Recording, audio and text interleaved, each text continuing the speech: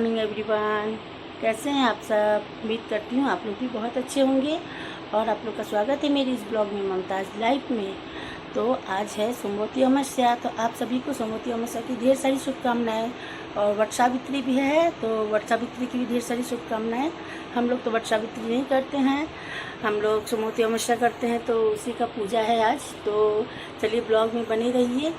कौन कौन पूजा करने जा रहे हैं मेरे साथ, सब आगे आप ब्लॉग में पता चलेगा आप लोग को। और किस तरह से हम लोग पूजा करते हैं, कैसे फेरा लेते हैं, सब मैं आप लोग को दिखाऊंगी। तो चलिए रेडी होके मिलती हूँ। अभी बज रहे हैं देखिए 4। मैं नहा के आ चुकी हूँ, जा रही हूँ रेडी होने, क्योंकि पूजा भी करना है घर पे, फिर जाना भी है जल्दी फेरे लेने के लिए। तो चलिए ब्लॉग में बने रहिए, फिर रेडी होके मिलती हूँ आप लोग से। तब तक के लिए बाय बाय। तो मैं हो चुकी रेडी, अब घर में पूजा वगैरह हो गया सब। अब मैं जा रही हूँ वहाँ, पीपल गाछ के नीचे किया जाता है पूजा, तो वहीं जा रहे हैं हम लोग सब लोग। तो चलिए आप लोग भी बने रहिए, देखिएगा कौन कौन गया है, कैसे पूजा हो रहा है। तो मैं हो गई हूँ, मैं ये साड़ी पहनी हूँ, बहुत पुराना साड़ी है ये, मेरी जेठानी के लड़की की शादी में मिला था, तो बहुत पुराना साड़ी है। अच्छा लगता है कभी कभी पुराना साड़ी सब पहन के भी। तो चलिए आप भी बने रहिए ब्लॉग में। तो हम लोग पहुंच गए पूजा की जगह पे, पूजा करने के लिए पीपल के पेड़ के नीचे। और ये पीपल का पेड़ ज़्यादा दूर नहीं है, हम लोग के घर से पास में ही है, तो जल्दी हम लोग पहुंच गए और पूजा करने। देखिए कौन कौन आया है पूजा करने। आई है, मैं गई थी, पिंकी गई थी, संजू गई थी, कीर्ति गई थी, गोलू गई थी। तो इस बार सब नया करने वाला है, और पायल गई थी, तो सब लोग इस बार नया ही करने वाला पूजा गया हुआ था। लोग दीदी नहीं आई थी, क्योंकि छोटकी हम लोग की श्री सोई हुई थी, इस वजह से दीदी नहीं गई थी। और मेरी और एक दो जेठानी तो यहाँ है नहीं, उन लोग गांव गया हुआ है लोग। तो पूजा के लिए चाहिए श्रृंगार का सामान चाहिए आपको, फल मूल चाहिए, प्रसाद चाहिए, और 108 गिनती किया हुआ आप कुछ भी ले लीजिए, चाहे बादाम ले लीजिए, मकुरदाना ले लीजिए, सिंदूर की पुड़िया बना लीजिए, चाहे जो भी हो, सुपारी वगैरह, जो भी चूड़ी, जिससे आप फेरा लेना चाहे वो सब ले सकते हैं। तो यहाँ पूजा वूजा सब हम लोग का हो गया, अब हम लोग फेरा लेंगे। और मैंने फेरा का ज़्यादा क्लिप नहीं लिया, क्योंकि हम लोग को फेरा लेना था इस वजह से। तो आप लोग ब्लॉग में बने रहिए, कथा भी सुनने के लिए मिलेगा आप लोग को। और चलिए तो ब्लॉग में बने रहिए। और हाँ, मौली सूता चाहिए या पीला धागा चाहिए सूता लपेटने के लिए।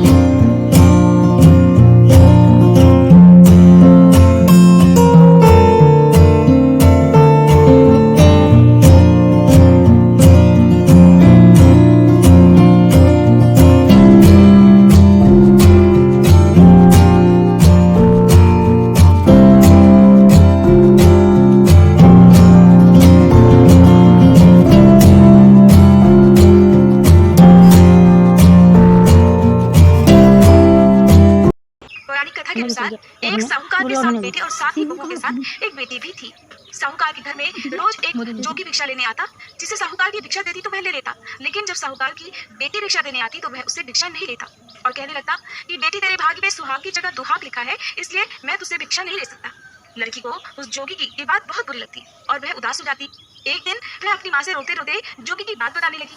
सारी बात सुनकर माँ कहने लगी कि बेटी तुम परेशान मत हो, कल जब जोगी आएगा तब मैं खुद सुनूंगी कि वो क्या कहता है और उससे पूछूंगी कि वो ऐसा क्यों कहता है।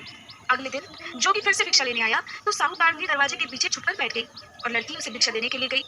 जैसे ही लड़की ने उसे भिक्षा देना चाहा तो जोगी ने उसे हर दिन की तरह भिक्षा नहीं ली और फिर से वही बात दोहराने लगा कि तेरे भाग्य में सुहाग की बजाय दुहाग लिखा है। सुनते ही लड़की की माँ दरवाजे से बाहर आ गई और कहने लगी कि एक तो हम तुम्हें भिक्षा देते हैं और ऊपर से तुम हमें गालियां देते हो। माँ की बात सुनकर जोगी कहने लगा कि मैं गाली नहीं दे रहा हूँ, जो बात सच है वही कह रहा हूँ। तुम्हारी बेटी के भाग्य में जो लिखा है मैं वही सच आपको बता रहा हूँ।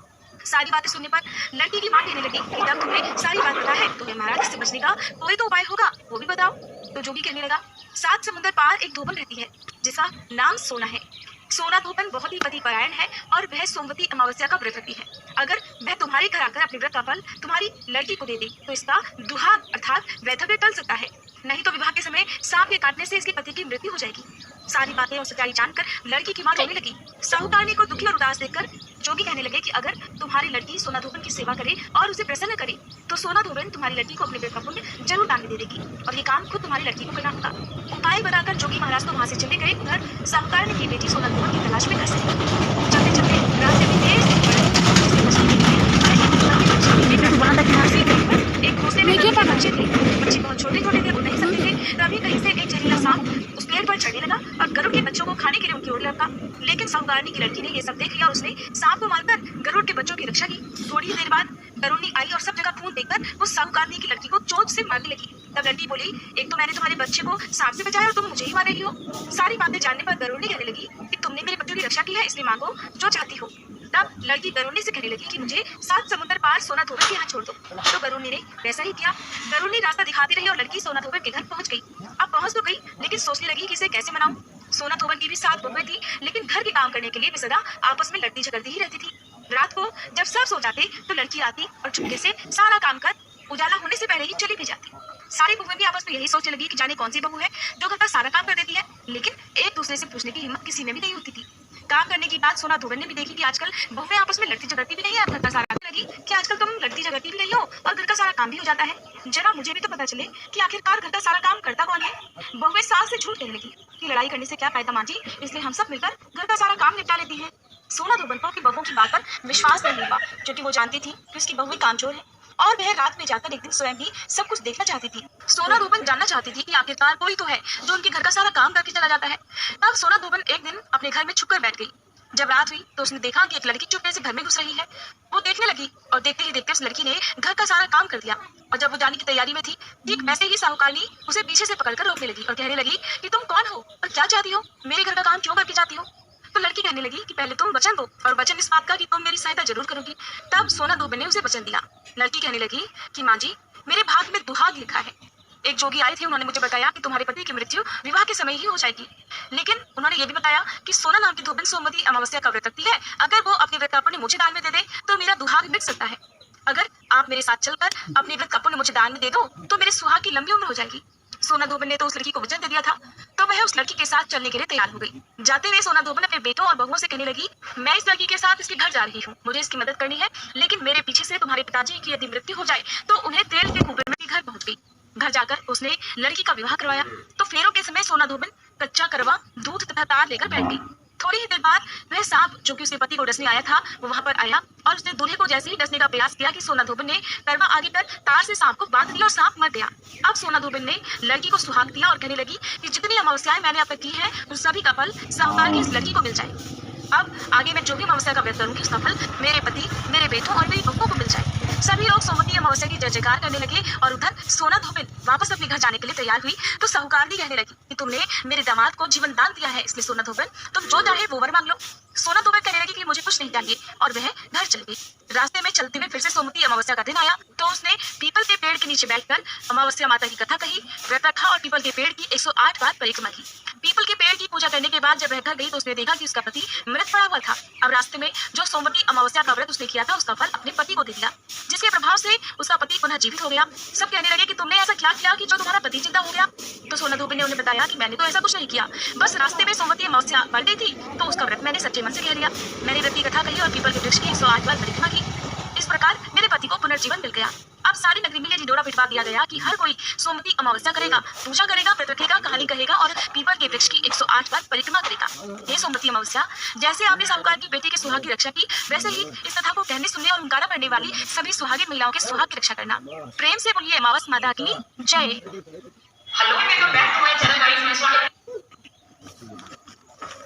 घर पूजा कर लो फूल आने दे दे काम पता कर ले बस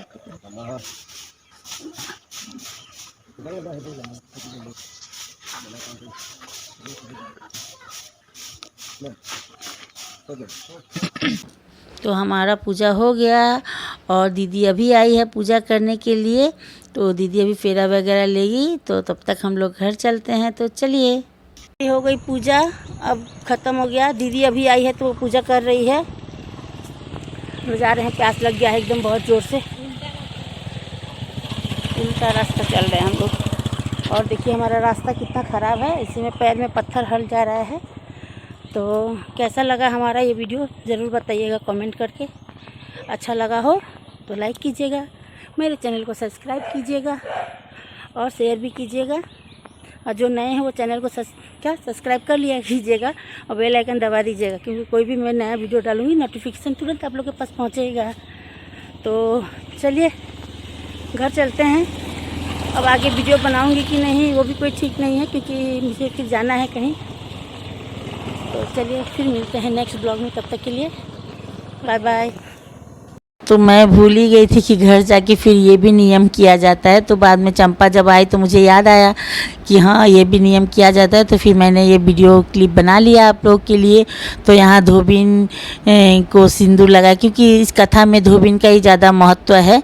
सोमवती अमावस्या में तो धोबिन को घर बुला के उनको सिंदूर लगाया जाता है, उनको खोइंचा दिया जाता है। उसके बाद में फिर श्रृंगार का सामान वगैरह भी उनको दिया जाता है, जैसे बिंदी, सिंदूर हुआ, आलता हुआ, नेल पॉलिश हुआ, जो जो आपका श्रृंगार का जो सामान होता है आप उनको दे सकती हैं अपनी इच्छा अनुसार।